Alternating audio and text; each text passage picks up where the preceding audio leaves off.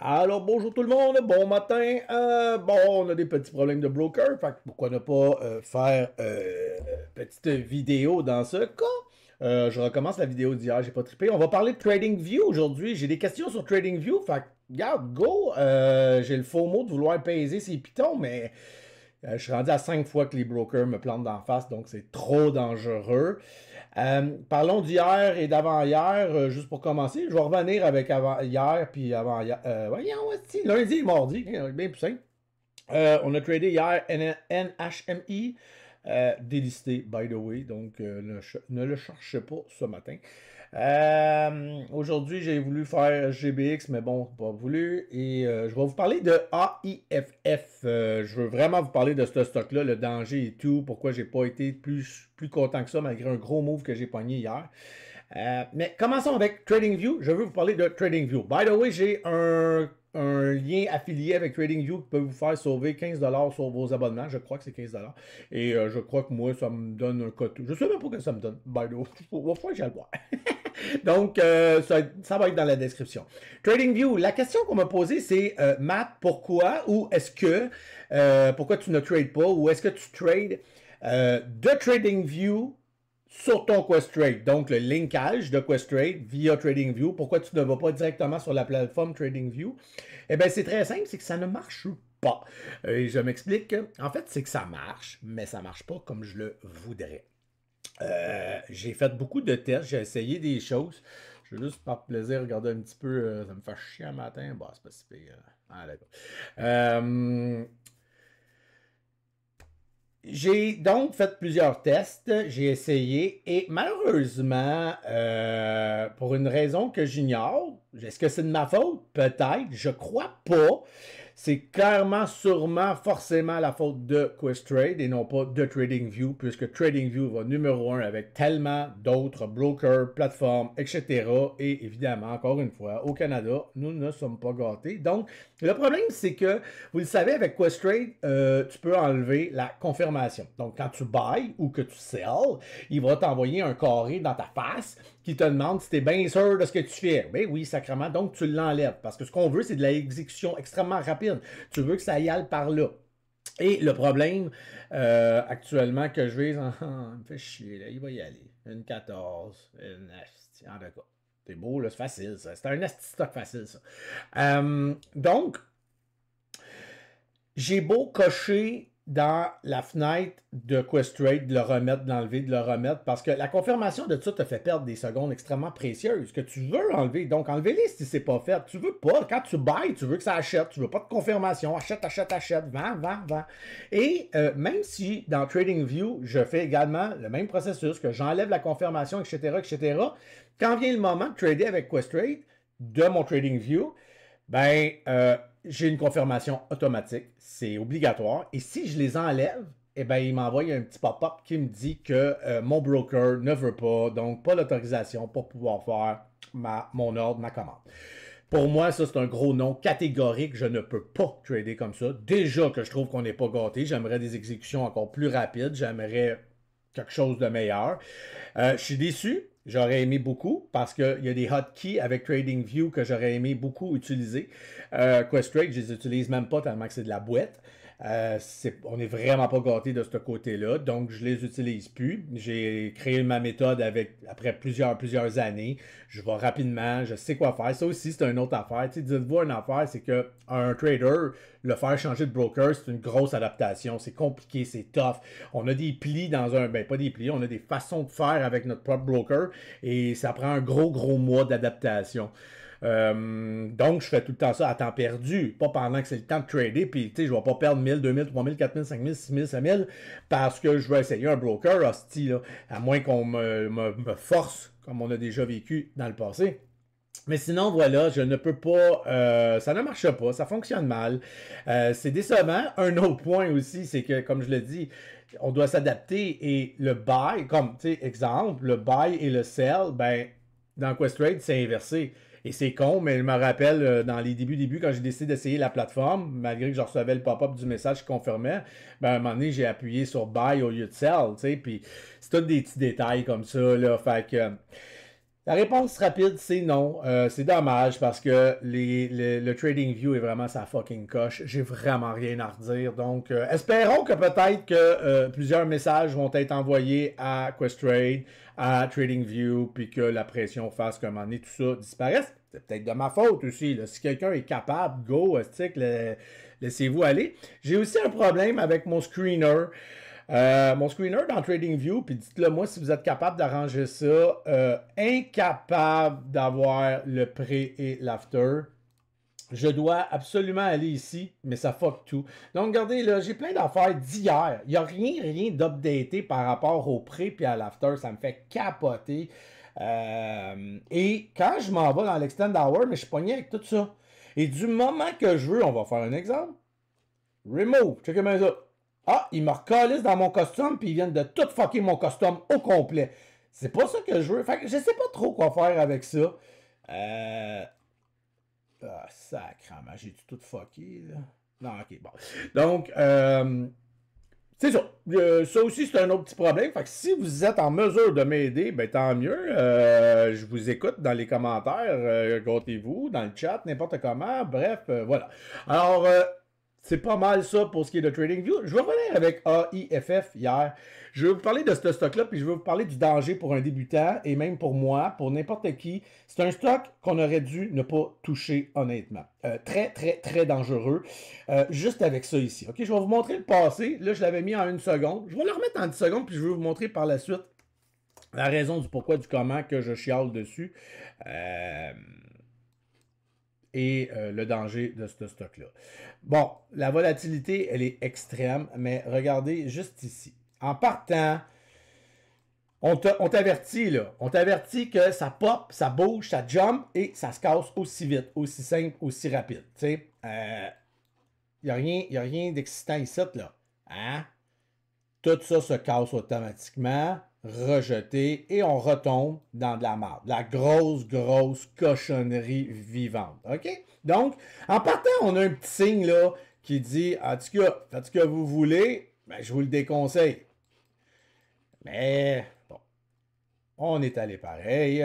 On a eu, en début de journée, 3 belles grosses candles qui en dit beaucoup. Mais maintenant, on va le regarder de plus près et je vais vous montrer pourquoi c'est très dangereux de jouer là-dedans et que je n'aurais pas dû jouer là-dedans. Heureusement, les dieux de la bourse étaient avec moi et ça a été en ma faveur. Mais gestion risque, gestion tout. En fait, j'ai aucune gestion. C'est pas moi qui décide là-dedans, c'est le stock qui décide. Ton risque est trop élevé par rapport au gain. Si tu as les reins assez solides pour accepter certains moves, ok, fine. Je dis pas que c'est pas tradable. C'est pas ça que je dis. Dans ma façon à moi, de comment je trade, pour moi, c'est un non. C'est un petit peu raisin, mon affaire, et je vous montre pourquoi. Premièrement, les moves qu'on a eu ici, regardez après ça, pendant... Hey, c'est une conso, ça, là. Ben, regardez la conso. La conso part de... On va prendre cette candle-là ici. On est parti de 3,27 à 3,80. On va le mettre à 3,30, 3,80. On a 50 cents de up-down, de candle, de doji. C'est complètement crazy. C'est comme, attends un peu, là. T'as peu, là. Ici, c'est super beau, là. Je comprends que la move est écœurant, mais là, il faut que tu sois prête, dans la vie, à manger 40 cents à la gueule. Là, tu vas dire, combien, Matt? Ouais, 40, 30 cents, 20 cents. 40, admettons que tu n'as pas été exécuté. OK, non, je ne suis pas prête. Non, moi non plus. Oui, pour aller en chercher énormément, mais là, c'est quelque chose. Dans voyons, excusez, le 10 secondes. Tu sais, ici, ça aurait pu se faire, mais c'est allé trop vite. J'ai jamais vu aller, là. Puis, bref, j'ai attendu. C'est des pullbacks dégueulasses, mais si t'es capable, tu rentres low share, peut-être. Je dis pas que c'est pas tradable. C'est vraiment pas ça que je dis. Exemple, pullback ici, OK? Let's go, je jump. Fait que là, le temps que je jump, on descend. Alright, OK, tout va bien. 15 saute dedans. 3,30. On est passé de 3,20 à 3,30 en un éclair. Faut penser déjà en partant que vas-tu être exécuté ou vas-tu être filé? comment tu vas être filé? On ne sait pas. Où est-ce que tu vas être filé? Si tu décides de rentrer là-dedans, puis que ça va toucher le 3,20, puis que tu t'es mis à 3,27, 28 pour cliquer quand ça va passer en limite, puis que tu cliques, si tu te mets market, tu peux te faire démolir. Et là, quand tu cliques, il est déjà rendu à 20. Ben, il peut même être à 30. On va aller le voir en secondes après. Parfait, t'es exécuté. Puis au lieu d'être exécuté à 23, t'es exécuté à 26, 27. Et là, il part. Tu fais comme yes, et il redescend aussitôt. Et là, on est revenu un petit peu en bas de ton price. Tu sors de là, petite prise de panique. Donc, c'est la vitesse, la débilité à laquelle ça bouge. C'est rock'n'roll, là. C'est pas pour les peureux, là. C'est pas pour ceux qui sont lents. Puis, dites-vous une chose, c'est qu'on n'a pas les brokers pour trader des fois à des vitesses comme ça. OK? Là, je vais vous le mettre en une seconde parce que je veux vous montrer où je suis rentré. Je suis rentré ici, là-dedans. Et merci, tant mieux. Puis je suis bien content de ne pas avoir pris ce move-là. Quand j'ai vu que ça tenait, ça tenait, et je vais vous le montrer en seconde, j'ai eu la possibilité de rentrer à 2,96 sans trop de problèmes. Et moi vous dire que puis la raison, c'est à cause du 3 $. C'est la seule et unique raison, parce que j'aurais jamais touché à ça. Puis quand je le regarde maintenant avec du recul, je n'aurais pas dû toucher à ça. Vous allez me dire, Chris, Matt, ta gueule, si tu as fait 80 cents pas loin, 1,60 d'average.